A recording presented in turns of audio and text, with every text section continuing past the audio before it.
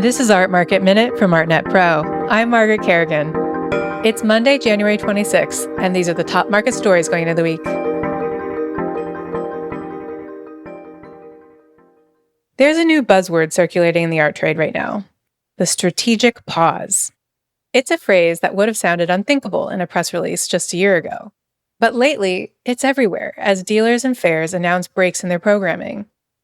Last week, Vienna's Spark Art Fair said that it would take a hiatus. And just days earlier, Berlin dealer Mehdi Choukri revealed that his 30-year-old gallery would temporarily suspend exhibitions. This all started last summer when the Art Dealers Association of America's venerable fair, the Art Show, coined the strategic pause phrase when it said it would skip a year to reimagine its future. That was followed closely by Taipei Dengdai, which said it would pause to reassess its model, timing, and scale. And in December, an unusually high number of galleries opted out of Art Basel Miami Beach. Is taking a break the art world's version of quiet quitting? ArtNet's Kate Brown argues that it's not. That instead, it signals a subtle but meaningful shift in what's considered acceptable or even smart business behavior. For Choukri, the decision is less about economics than creativity, he told Kate.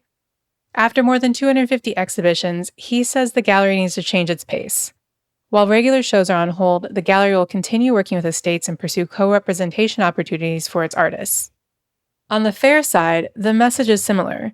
It's just too much. The global fair calendar is overcrowded, costs are rising, and returns, especially for regional fairs, are shrinking. The ADAA Art Show's pause appears to have paid off. They announced a relaunch for later in 2026 with a slightly different mission. These cases aren't identical, but they do share a recognition that the art world of a decade ago just isn't coming back. Attention is fractured, client habits and desires are changing, and business models need to follow. Taking a step back offers a chance to cool the engines and reassess direction.